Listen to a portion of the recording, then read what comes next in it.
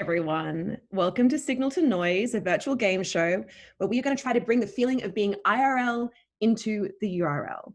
Our goal is to get you feeling passionate about our industry amidst the challenges and talking about the future of experience design, both during and after COVID. I am your ringleader, Georgia Francis King. I'm a former journalist and now book editor who in the before times used to moderate a lot of panels at conferences around the world. Remember panels? Remember conferences? Remember the world? Well, we don't want this to feel like a panel, though. In case you can't remember, panels sometimes suck. They can be slow, boring, non-interactive, and predictable. Everything that experience design tries to shake free of. So we thought we'd try something a little bit different. This whole game show idea came about when some folks at the Mill were talking about the concept of having a panel at experience design, but without the physical experience. So we decided to lean into that weirdness, and this is the result. I am super happy to be your host for this evening, but I'm even happier to introduce our guests, Rama, Mike, Diana, and Michelle. As they switch themselves online, if everyone else can also switch to gallery view, you'll be able to see their smiling faces. You can do that by tapping the little kind of 9 squares in your top right-hand corner. Hello, everyone. Hello. Hello. Hi. Hello. So as a means of introduction and to get the audience used to how this game show thing is going to work, I want the 4 of you to write your official title and workplace on one side of your cards.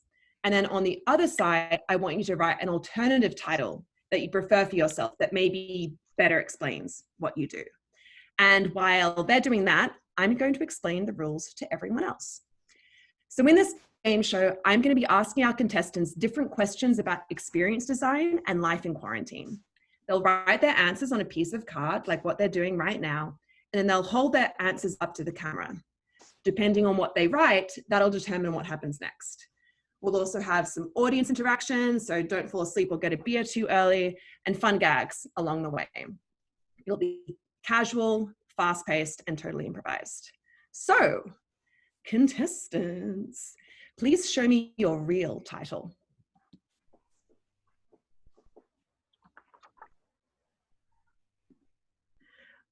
Okay. We can see you just fine. You think that you look backwards, but it's like the upside down. It's just like it's just like Stranger Things, basically. Yeah, with less demons. Hopefully so. I mean, we're only at 5:06. We've got plenty of time for that, Rama.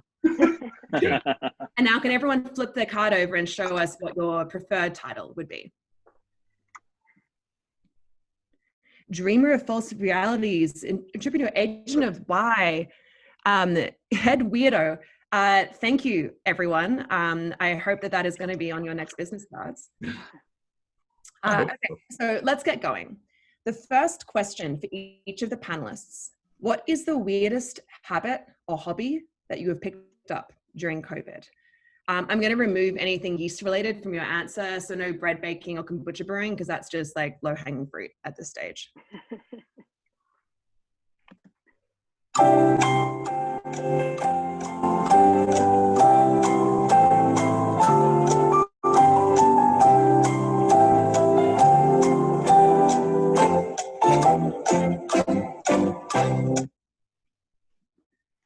Are we ready?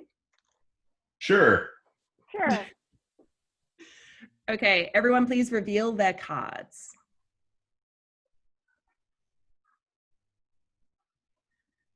Oh, fun. Diana, using your left hand more. What weird things have you been doing using your left hand? Everything. Writing, which is why it looks like that. Just every time I go in with my right hand, I try to use my left hand instead. Brushing my hair, brushing my teeth, how I put on soft pants and I'm not wearing hard pants ever again. Yeah, everything. Washing dishes, you don't realize how much you only use your dominant hand when you're doing things. And so I've been trying to use my not dominant hand. Maybe Mike, that'd be a way that you could play game night, would be just trying to very simply use your non-dominant hand to move things around boards. Exactly. Well, I had this habit before everything started of buying games off of Kickstarter, and to the point where everybody in my family said, "Why do you buy these? We never play them." And now we're playing them all, and everybody's really glad I have them. So I win. Vindicated.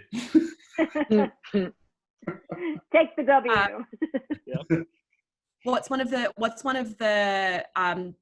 most interesting narratives or like types of gameplay that you've found in these weird Kickstarter games? And he's weird. The one we're playing now is called Hey Robot, which involves using a Alexa or a Google Home, where you have these cards and you give in a word, or you select a word, and then you have to try and get the robot, the voice assistant, to say that word without using the word.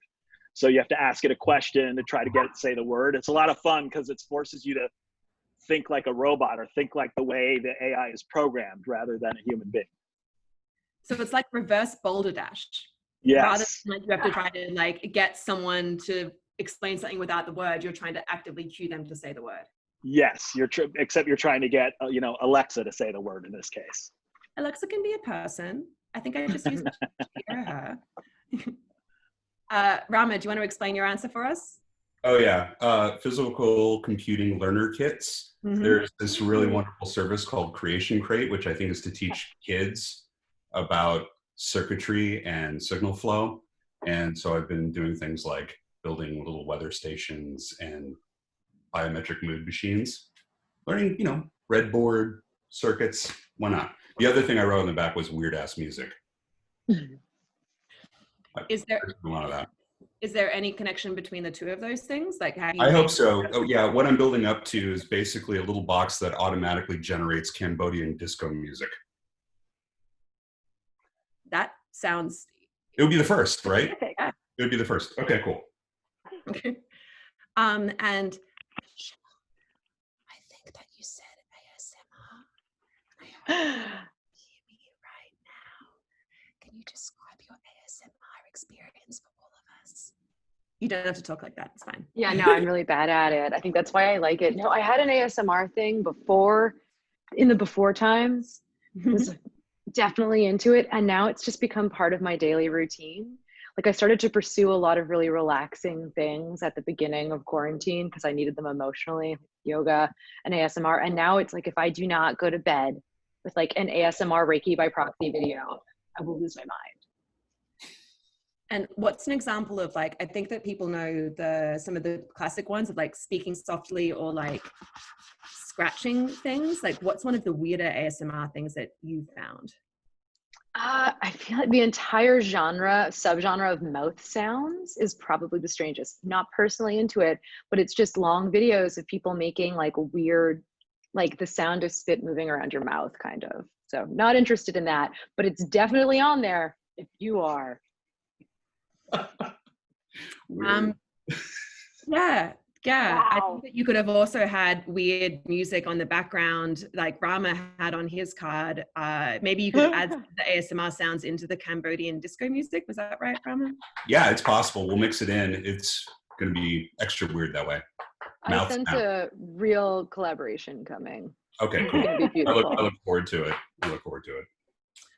Okay, question number 2. What's been the weirdest thing that you've done online that you never thought would ever happen online?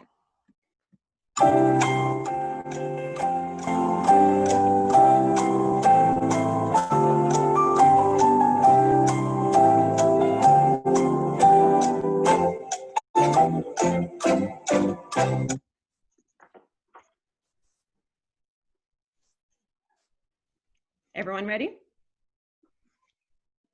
Okay, show me what you've got. Wow, old school Second Life reference there. Cooking with friends, Carsten BR, Alton Brown drunk cooking. Okay, so we've got 2 lots of cooking here. So can I maybe get Rama and Diana to talk about their cooking experiences? Oh, I want to be clear. I'm not doing the cooking. I don't know if you guys are familiar, but Alton Brown and his wife do a broadcast every week called Quarantine Kitchen. And they improvise the whole thing, but they clearly get completely fucking wasted in the first 15 minutes and then spend the next half an hour figuring out what to put on a tortilla. And they're charming. They're incredibly charming, and they remind me of the dynamic between myself and my wife when we're cooking. So that's the weirdest thing, is watching other people figure out what to eat. It seems, it's absurd. So that's mine. It could be the next ASMR kind of wave, maybe. Yeah. We'll just put like a high pass filter on it so you can only hear like the forks on the plate. Exactly. I want to assure you that if you can think of something and attach the word ASMR to it, it's already there. You're probably right. I mean, what's been weird to me is that, like, usually, like, if you're cooking and everybody comes over, it's usually one person cooking, or they bring dishes over or whatever. But now with cooking with friends online, you're all making the same thing. You're all seeing what each person does differently, and it's been oddly satisfying. I thought it would be weird or kind of just disjointed or something, but there was something really welcoming, because you're all doing it at the same time, and you're all kind of like, oh, that's an interesting technique. I would have never thought about that. Or like, oh my God, you don't have a KitchenAid. How do you live? So it's been oddly satisfying, super fun. So maybe Rama can just watch your team cook, like your Only if you guys drink heavily. Yeah, that's just like a given. I breathe air, I drink heavily. Like that. It's just kind of ajuntos, you know? Cool. What's Second Life like now, Michael? Like, is like, it's exactly the same. Not all in Fortnite, or? No, I was curious because I'd been introduced recently to all of these new kind of web-based virtual platforms, and it made me think, well, what's going on with Second Life? And I thought, there's no way my account is still active. I haven't been in there in 13 years. And I went in and I logged in with my old avatar, and it was still there.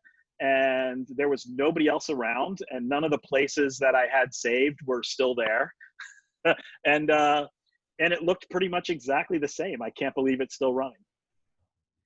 And Michelle, what platform did you use to do your VR classes in? VR chat, actually. Yeah, I sort of pre-agreed to do a 4-week intensive on social VR as like an introductory to Tisch drama students at NYU. And it was supposed to be very like, this is VR, like we'll walk our way into it slowly, here are your headsets. And then it had become like quarantine happens, and now it's like suddenly we are only meeting in VR, and it's this just like jump in from the deep end experience. And we did the entire thing end to end there, including they presented performances in VR for their final projects. That is awesome. It was crazy. So good. I'm going to share the weirdest thing that I've done that I never thought I'd do online. I've done virtual acupuncture. All of those shaking heads is exactly how I felt about that now. And I've never even done real acupuncture, and now I've been administering acupuncture needles. In fact, you can see one right here that is like still in me right now.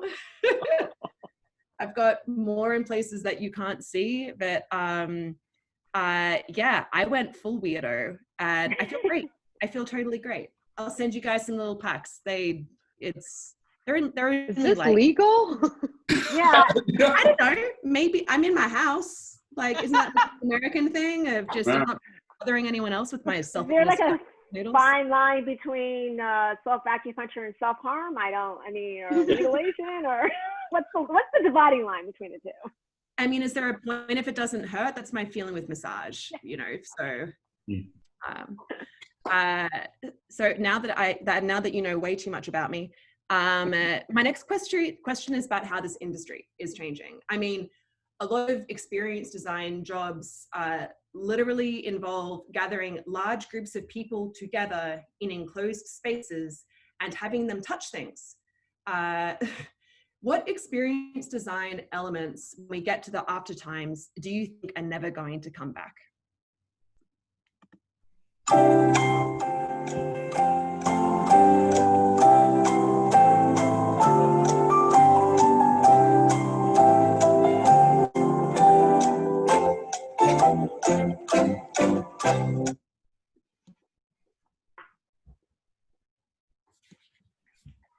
Sharing VR headsets. Ooh, I'm already squirming. Close contact, exploration of story. Never is a long time. Touch. I want to go to never is a long time, Rama. What do you mean by that? Well, I mean, you said what will never come back. I mean, that's a hard thing to predict. I would say in the immediate, probably kissing booths. That's definitely not happening for a while. But if we're talking about never, that seems like a long time. Sorry for my innocence or my ignorance. I've never considered kissing booths to be experience design, but now that you say it. Hey, it's a hell of an experience. That's all I'm saying. Diana and Michelle, what about both of yours?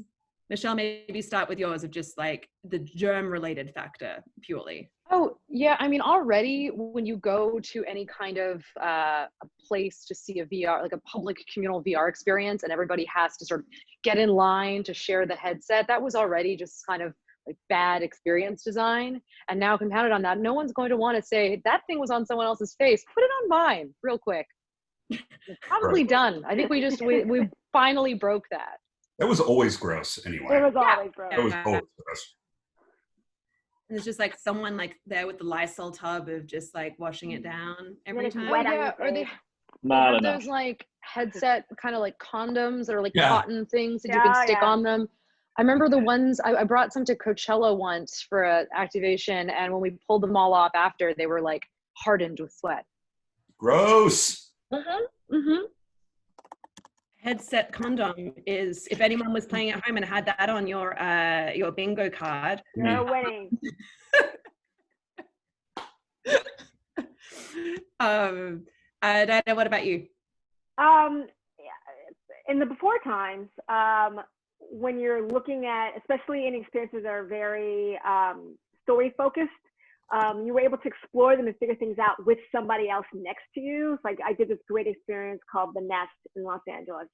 That emotionally, it was just layered, it was beautiful, but I was with somebody else and we were looking for clues and sharing them, and like we were in close, I mean, and it was a small area, so you're in close contact. And I think, how does that work 6 feet or now more away? So I think that is, you know, to Rama's point, it's probably not a forever never thing, but definitely now it'll change how we're able to look at story if it involves collaboration. It kind of like brings a whole different version of like escape rooms where we just want to escape our apartments after the last 3 months. Like to willingly go into an enclosed space together with other people. Maybe we're at that point. I don't know. Only in the US. Ooh. We ain't even in November yet. And Michael, like the big one, touch. Touch. Actually, as part of that, I want to ask a follow-up question of what you all think is going to replace touch. So I'll let you all just quickly write that down.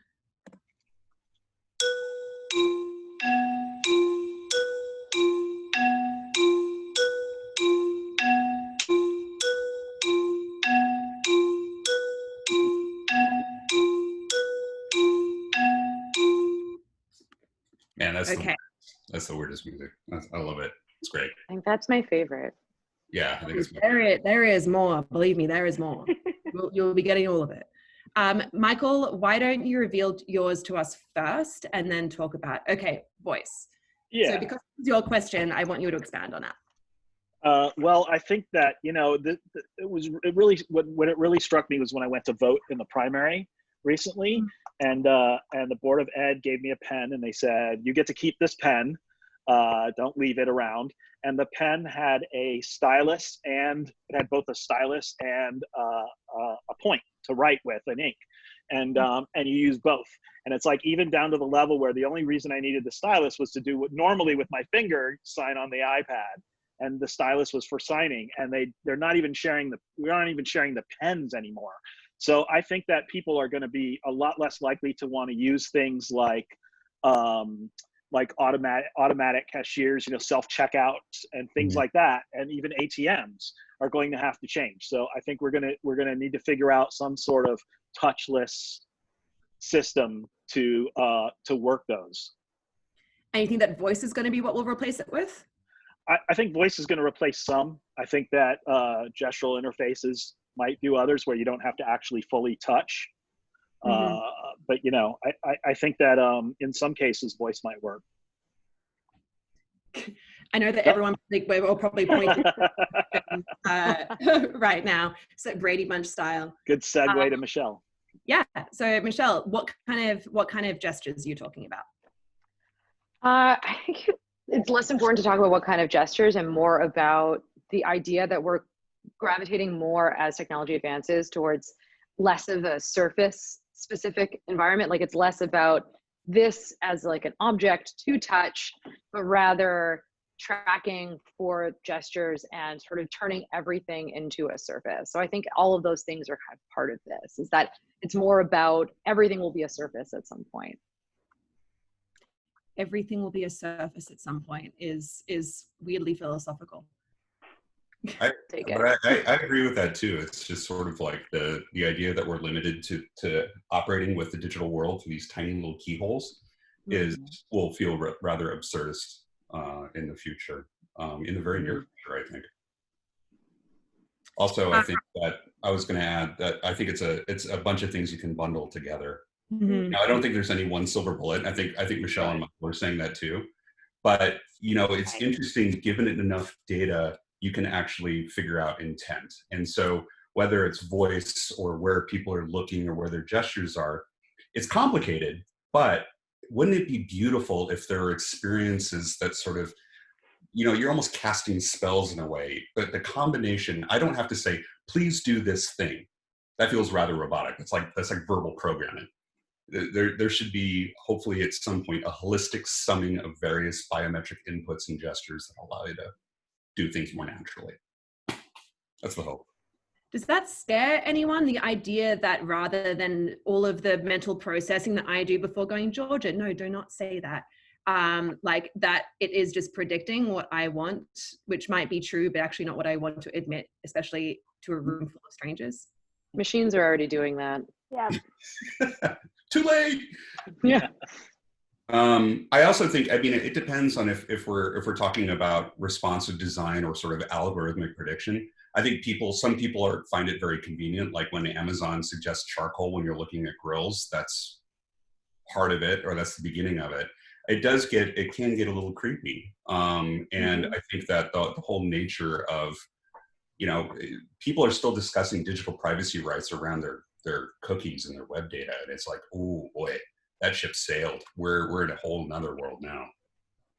And I think the move from creepy to convenient happens seamlessly.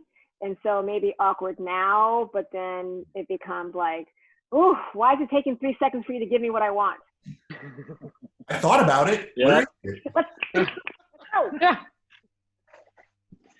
Diana, what did you write down on yours? All voice. Voice plus, yeah. Voice because I just look at like how, I mean, I'll say that I am the laziest, weakest person when it comes to my she who should not be named thing that's on my desk because I didn't mute it. But it's doing a lot of things. And so we're already kind of there. Now can we push that learning a bit more to work for us from the story side? So it's like, it's really leaning into that convenience factor, but whatever is going to be the most natural. Because like Michael, when you were talking about when you went to vote and you had your little stylus thing, so short of everyone having their own VR headsets, to Michelle's point earlier, and everyone remembering to carry their stylus pen, not even their normal pen that they don't want to share with anyone else, that makes sense. You don't forget your voice unless it's been like karaoke the night before, basically. Right. Or the fact that, you know, it's weird. I can go into a Best Buy and I can buy thousands of dollars worth of merchandise and wave my Apple Watch over the pay thing and walk out without signing anything. And yet, you know, in some places I'm still asked to pick up a pen and sign my name. So I think it's going to happen. Okay, I'm going to change tack a little bit here. Let's see who is wearing pants. Go get me an item that best represents the past 3 months of your life in your house. All right. Pants. I'm wearing pants. Thank you. I'll put the creepy back on everyone loves. I have two.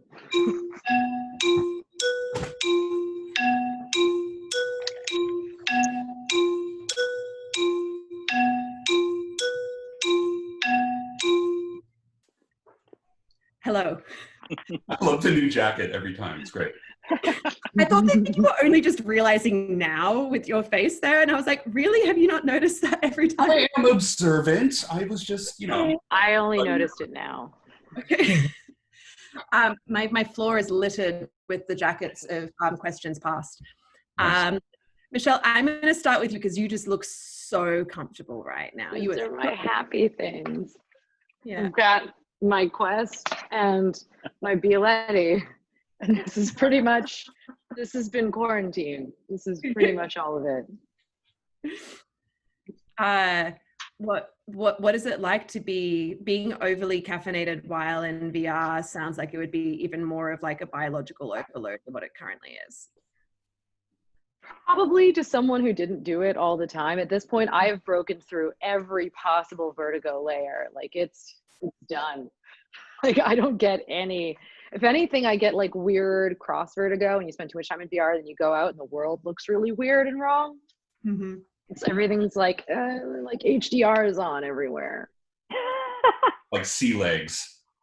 Mm-hmm. Or, whatever. What's that called? You get Like, off. still drinking coffee. Yeah. Okay, yeah.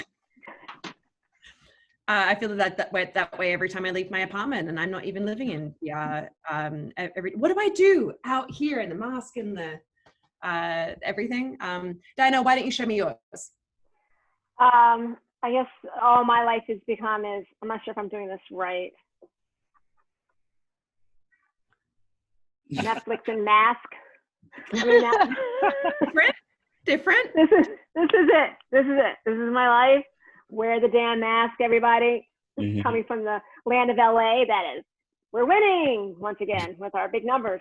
But yeah, that's pretty much it. It's just able to have the time to like actually now watch stuff, which has been great. And then when I do have to go out for provisions, aka cocktails, I'm wondering how long it's going to take till we all put little flaps in our masks for like the iced coffee and like the frozen margaritas that we're probably going to work with all summer. I've seen those. There's actually some really nice ones on the market right now. Damn. A quick side question before I get to Rama and Michael. Does anyone have any good novelty masks? Or like, so Diana, can you hold your one up to the screen? What do you have yours on yours? So it says flawless. Yeah, I'm a part of a group called the Auntie, AUNTIE Sewing Squad, and we've been making masks for disadvantaged and communities that are under siege that don't have a lot of masks, and so we make a lot of masks. And one of the people, Effie Brown, who's also sewing for them, she made me this mask. That's flawless, because I am 100% not. So it's ironic.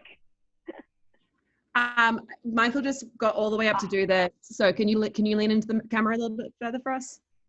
I love it. A tiki mask. Of course. Very fun. Yep. Very on brand for Mr. Manella. Oh, yes. Yeah, totally. For everyone who doesn't know, Michael, can you explain why you were Tiki King? Or your tiki-related quarantine adventures?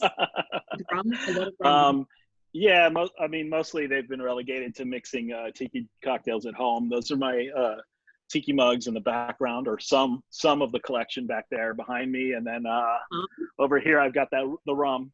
So it's a working collection. They both work together. Yeah. So, and I've got the mask to prove it. Please tell me that you just went and picked up a tiki mug and a thing of rum for what has typified your quarantine experience, because if looking at everything else now, if you chose anything but that, I think that you'd be lying. No, I did not pick a tiki mug. Although I do always have a bottle of rum handy. What I did not select mine is, I have this, I got this bumper sticker for donating to WFMU. At the beginning of the quarantine, and it's Freeform Radio from Jersey City, and they're still broadcasting. A lot of the DJs are broadcasting from their apartments in New York and Brooklyn and New Jersey. And I love it because I listen to it every day now while I work. Every show is different. I'm hearing new music, but most importantly, it's all programmed and done by human beings, which is just really nice to provide a little bit of connection. So WFMU. Nice. Does anyone else want to shout out a similar kind of like local radio station or local outfit that they've been listening to? KXP.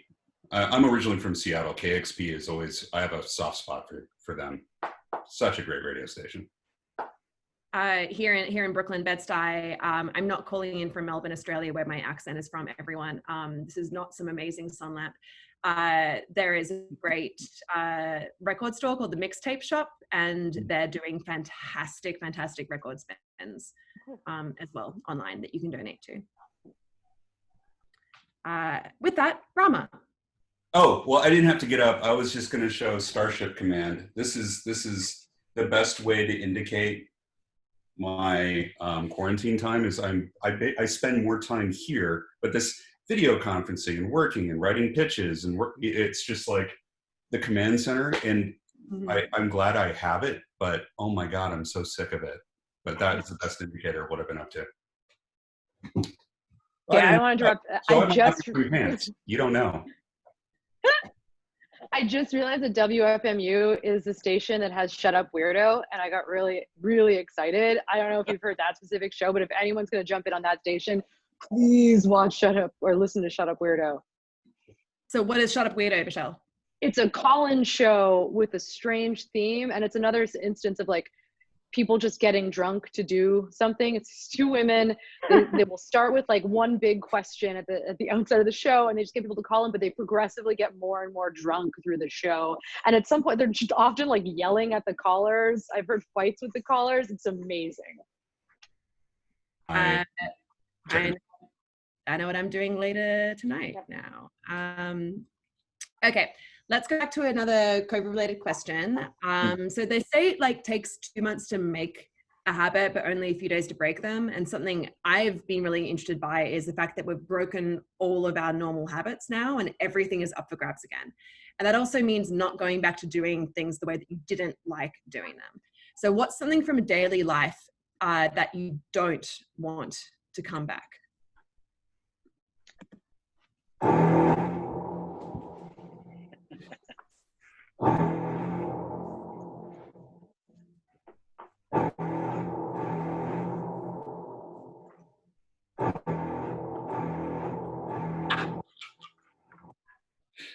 Oh, so entertaining. I thought that would be suitable for this one. Okay, everyone, please reveal your cards. Commuting. Oh, wow. We have 3 commutes to a hard pass, which are probably required for the commute.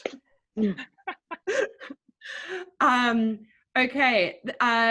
Commuting. So what does the future of work look like for all of you? Or why did you hate your commutes so much? Or what have you done with that spare time not doing that? Please, anyone who wants to jump in. Who here on this entire meeting has ridden the L train during the rush hour? It's like packed sardines. It is the most unpleasant, awful fucking experience. And that's how you start your day, right? That sets the tone for your entire day. No, I do not want that at all. It's awful.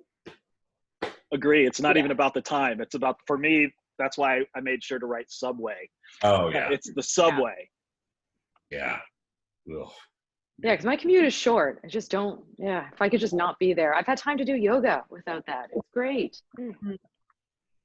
And Diana's over here in LA being like, well, I don't have to worry about any of that living inside the self-cocoon of your car, probably. Yeah, but the self-cocoon, so it takes me to go 5 miles to the office, it takes 45 minutes. So you guys have to deal with humanity close to you. I've got humanity all around me who don't know how to drive and get confused when there's liquid falling from the sky. So no one likes the commute, is my feeling. However, it's a great, what I do miss about the commute is I was able to catch up on so many podcasts. So that has fallen by the wayside. So that is one thing that it can give you. But I know the L train, so thoughts and prayers. L train, thoughts and prayers.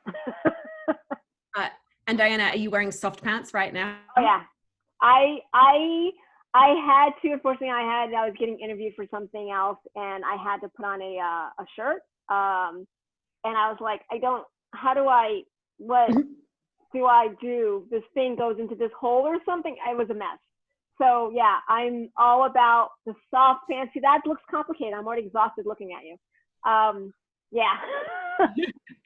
So I've grown accustomed to like just different sweatpants for every day. I have a different color thing. It's like Granimals. Anyone remembers Granimals, which was like mixing? Yes. So like, let's bring back adult Granimals, like where you just like can buy 30 outfits and then you can mix and match the soft top and the soft pants. Yeah. It's great. But Diana, can you also just define the difference to you between soft pants and hard pants? So hard pants involve zippers and buttons. Mm-hmm. Soft pants do not have those things. Okay. I'd actually never heard that term either. When you were saying hard pants, I was like, cool band name. Yeah, I was hoping it would be explained. Sorry about that. Yes, that's what hard pants are. Hard pants involve mechanics to get me to be able to be presentable in which to leave said house. Got it. When you first said hard pants, what I imagine was starched pants. Mm-hmm. I was like, why were you wearing those to begin with? Why is Donnie wearing chainmail everywhere? That's a cool look. It's a statement piece. This might help on the L train. Yeah, totally. Back to the L train. I mean, the real reason behind this whole like visual sight gag is that I haven't worn any of my blazers in like 4 months, and I'm just like, I've got an excuse to put on something that isn't a sweatshirt. Okay, let's go to a drawing question. So researchers think that the reason why we end up with coronavirus was because it was developed in a set of animals and then it was slowly passed on to humans.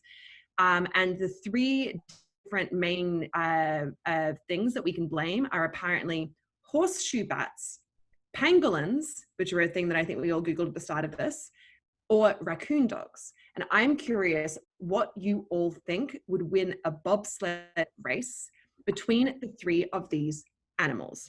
Horseshoe bat. I thought, or if we want to, so bobsled race, we don't have to, it's maybe more about the weight of an animal versus how fast it goes. Because the turtle is just going to get lost out here. Okay. So, what's going to be more conniving, or you could just like choose whichever animal you think would just win life instead. Okay.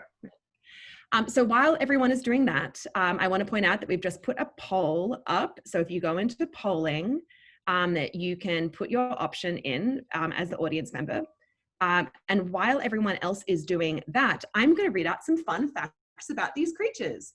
So the horseshoe bat is named for the weird shape of its nose, which looks a little like something that I won't mention on a public game show, but let's just say it looks like an orchid more than a horseshoe. And not so fun one about the pangolin.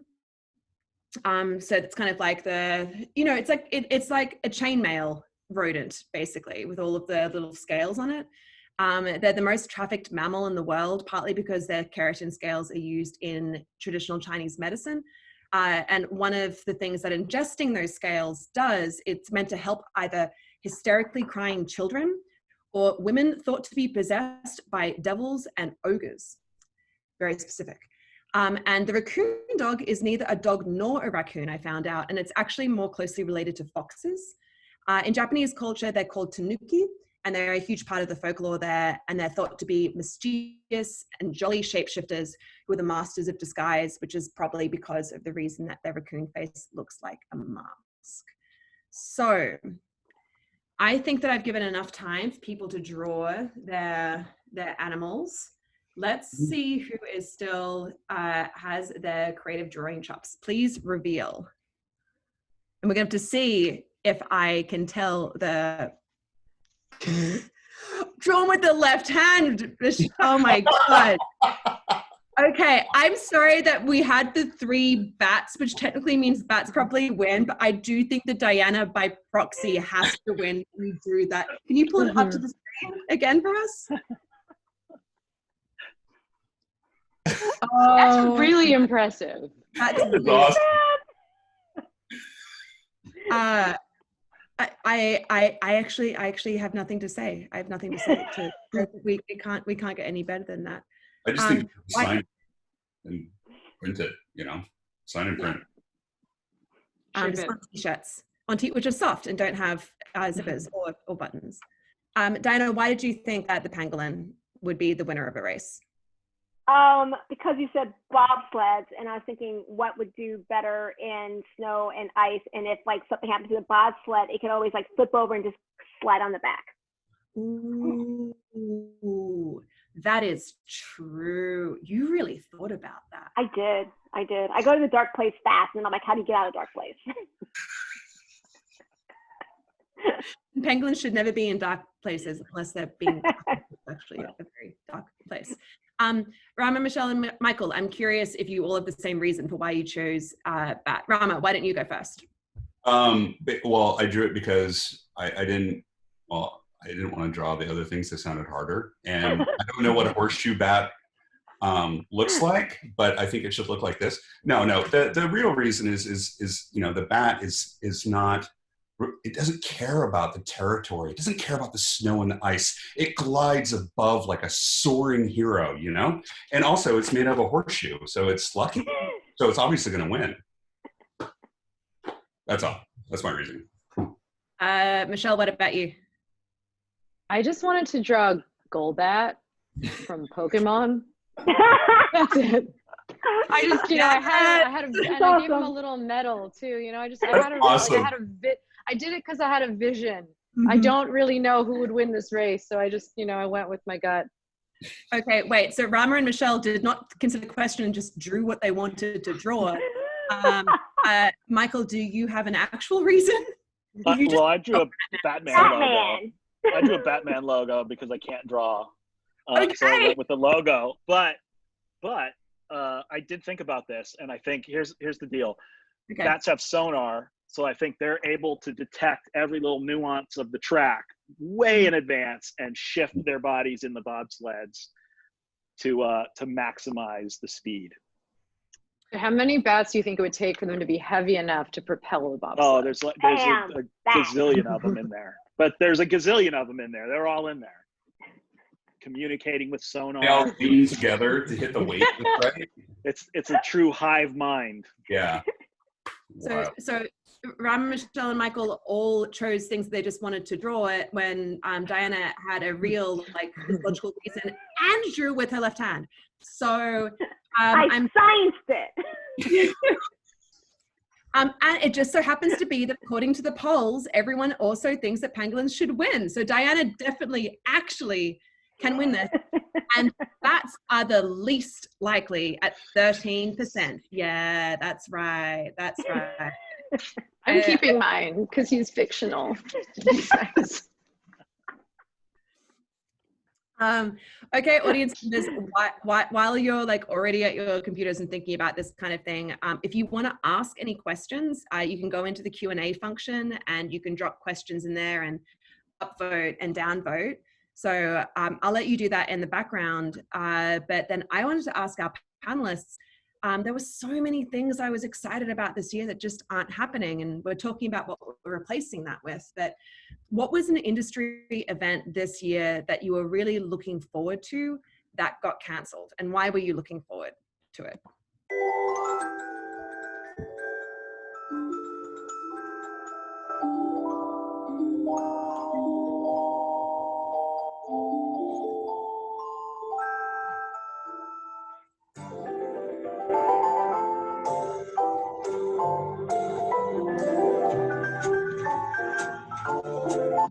Okay, we can stop Mr. Rogers now.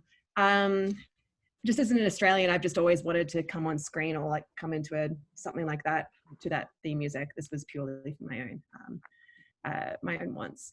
Panelists, can you please reveal? Oh, we all have different ones here. Okay, I'm going to start with Michelle this time, and talk about why you were excited about Tribeca. Two reasons. One was I moved to San Francisco a while ago and then moved back to New York. And there are certain things that I've just been really looking forward to getting to do again since being back here. And I had just gotten back last year, and I did get to go to Tribeca, but it's just something that like, I was like, oh, this is this thing that's so local. And I always have friends that are exhibiting work in it. And I can't wait for it to happen again, and not happening. And also I had a friend who was supposed to have a very good project in it this year, which I'm not even sure that I can talk about, because I'm not even sure that they actually ended up even releasing their list of pieces. Oh, that sucks. It's really interesting considering what award shows are going to look like next year when no one's been releasing stuff this year. Like, is there just going to be like 3 films to choose from, like for an Oscar, and one of them is going to be like Die Hard 9 or something? Will Ferrell's new Eurovision movie. All the awards. You have it. Ouch. What if it was really going to be that good, Rama? I don't know. Rama, what were you looking forward to that you won't get to see?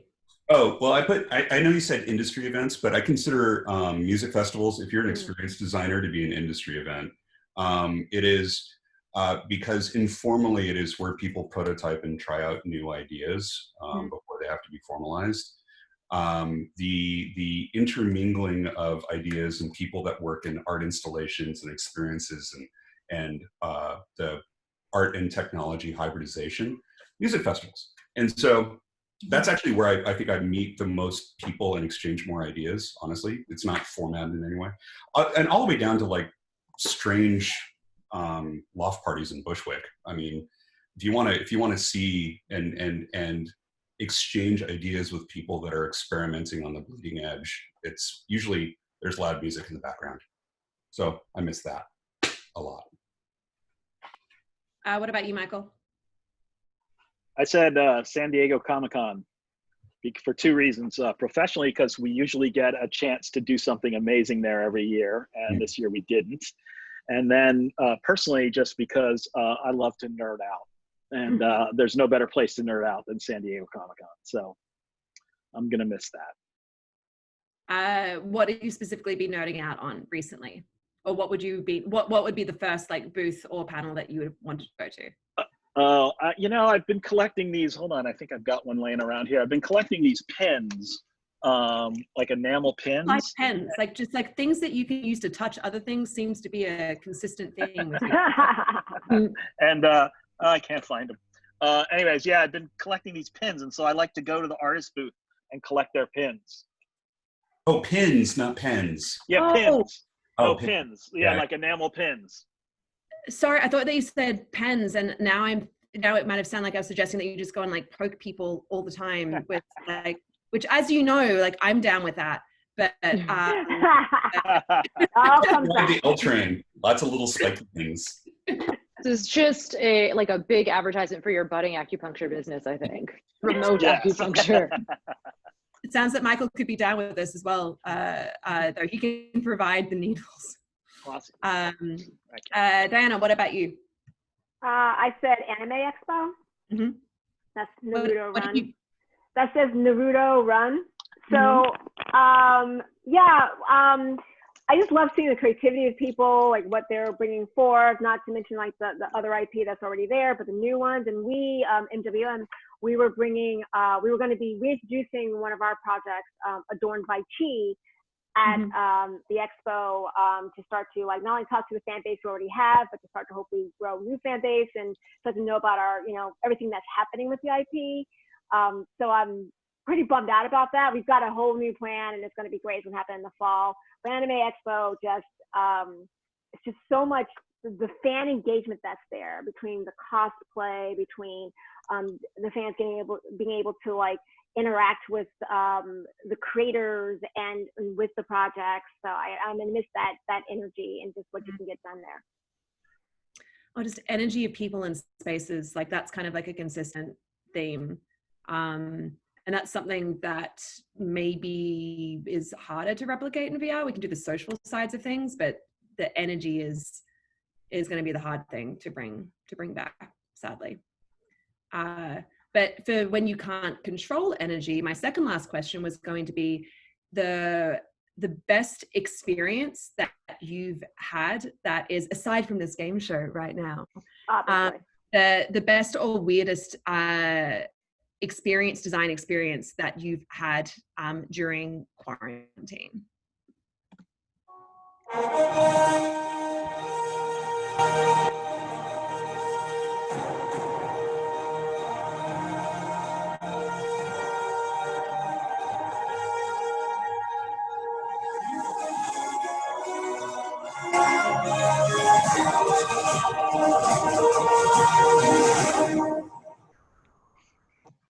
That was almost as good as Mr. Rogers. That was really satisfying. Good. Okay, please reveal your cards. Club Q, Mo, Sandstream. I don't know any of these. Okay, Rama, why don't you start us off? I think it's probably related to what it's kind of related to what Michelle put up. I think Virtual Nowadays is the Mr. Saturday and Mr. Sunday collective, and they usually perform it at Nowadays on Sundays in Brooklyn.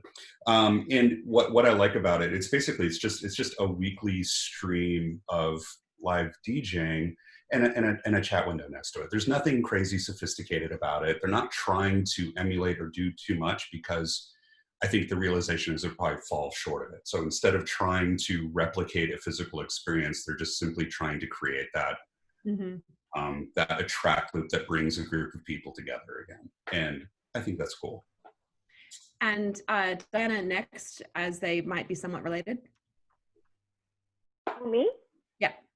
Oh, okay. So Science and Entertainment Exchange, it's a part of the National Academy of Sciences, where we look at how science can be a heck of a lot better in film and television, in terms of being, I don't know, real, and maybe not always everybody being a evil scientist. And so usually it used to have a lot of live events. People would come and, like, for instance, there was one that David Goyer hosted that was called The Destruction of the World, and looking at the different ways that you could destroy the world. And it was like a live talk, and there'd be cocktails, and you could engage. And so they had to figure out how to recreate that online. And so they're doing the same thing, but now that we're not confined by only, fire codes, you can only have a certain amount of people in a room. Now we can open it up to so many more people to come and really see how many different sciences are out there. So it's been a great way in which to broaden out the audience.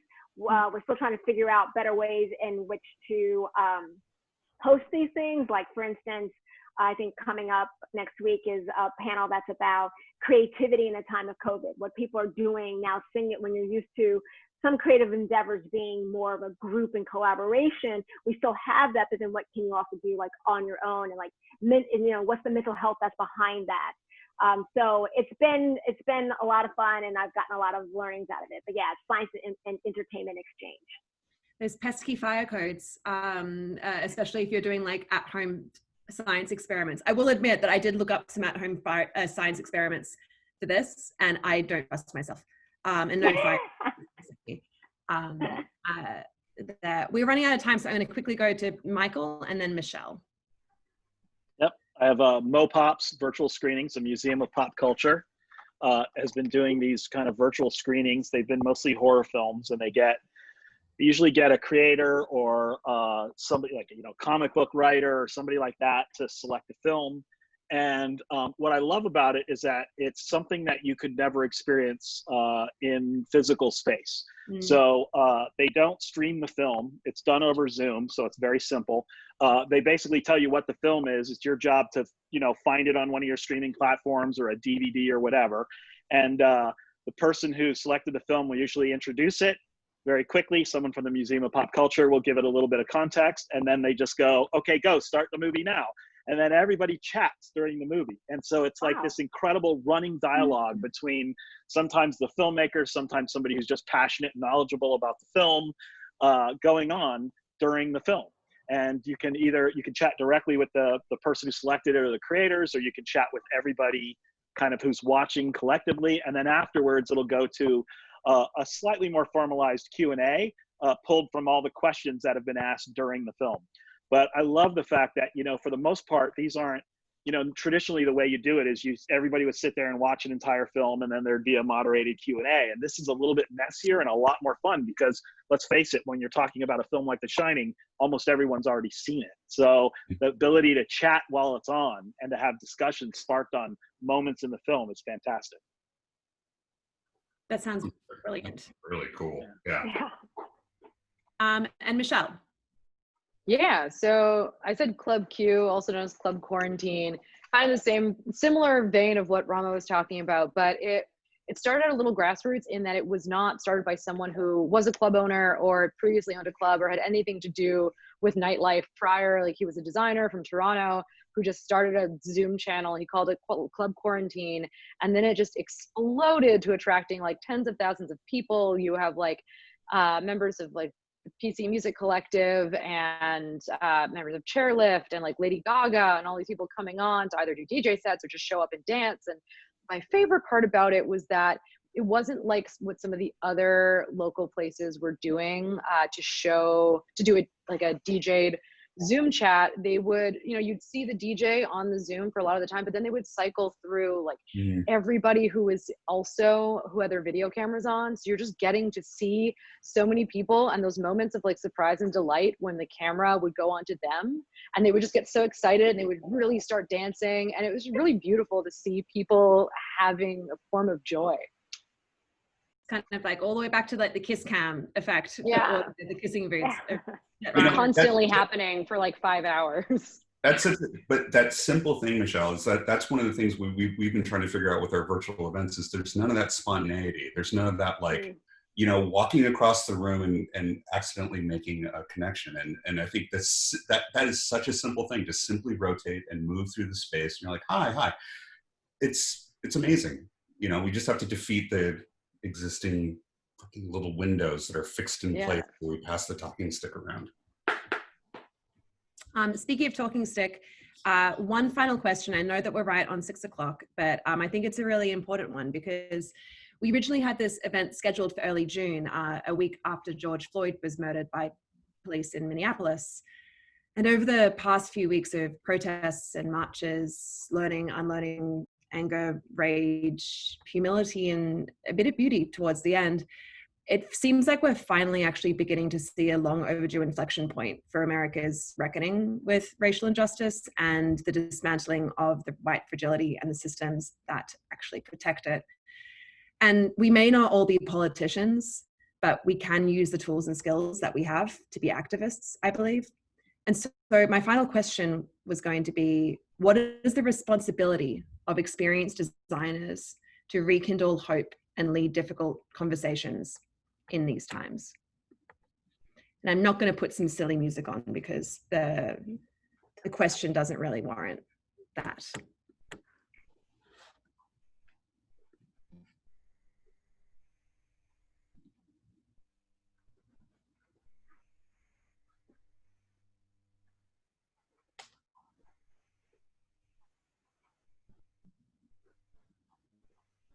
Also, when there's silence, I realize how long it takes to write things down. Pesky handwriting.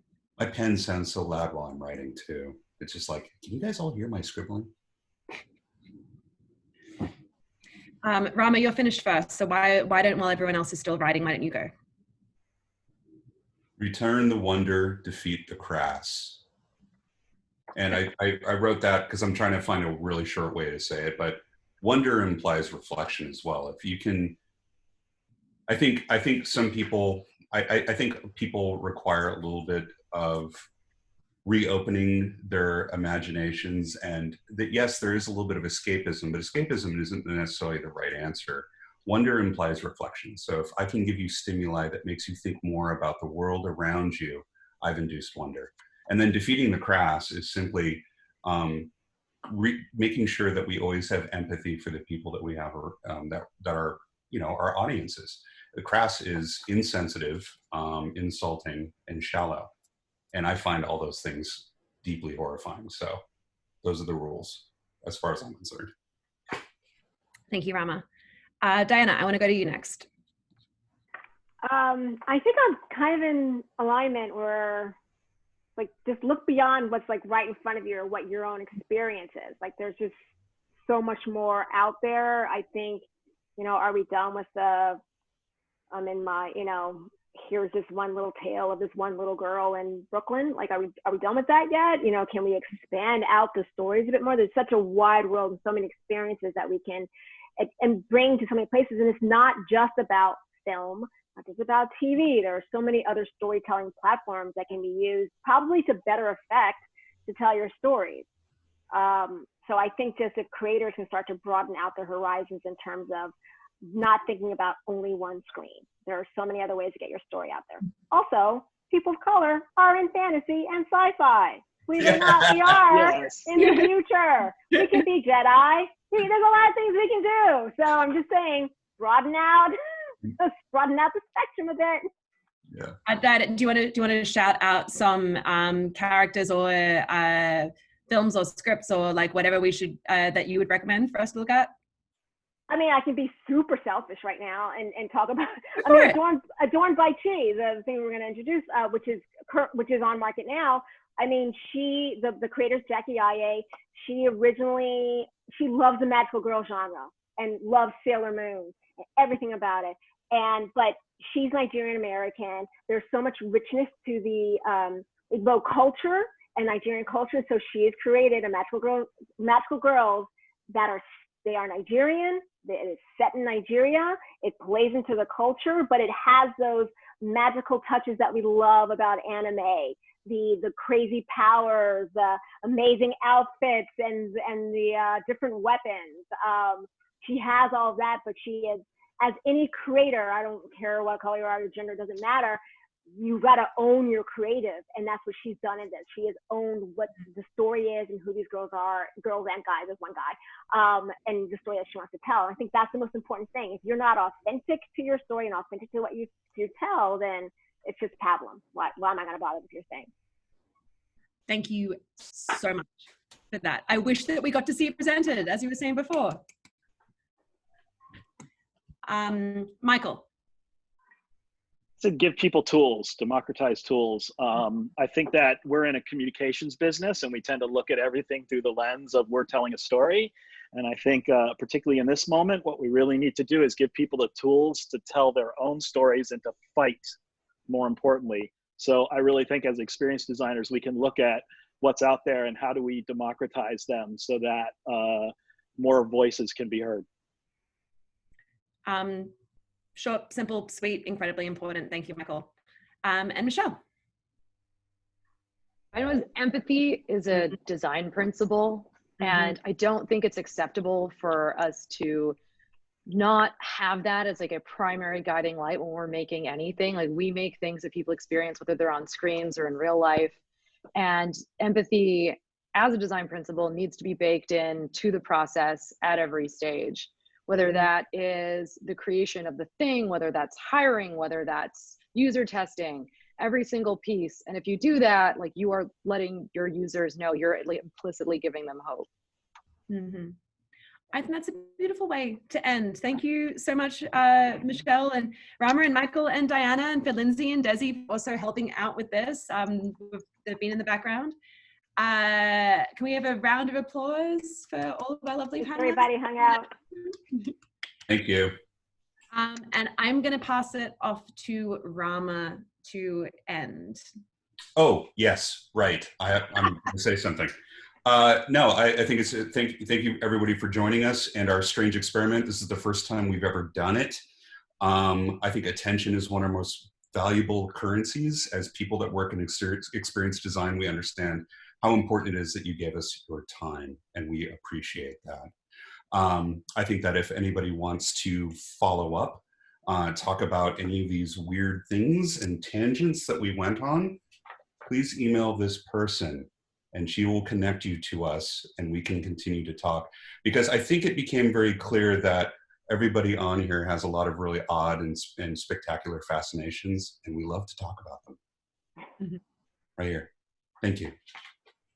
Okay, thank you very much, everyone. And we will see you hopefully face-to-face IRL sometime soon. Bye. Bye, everyone. Bye. Bye. Bye.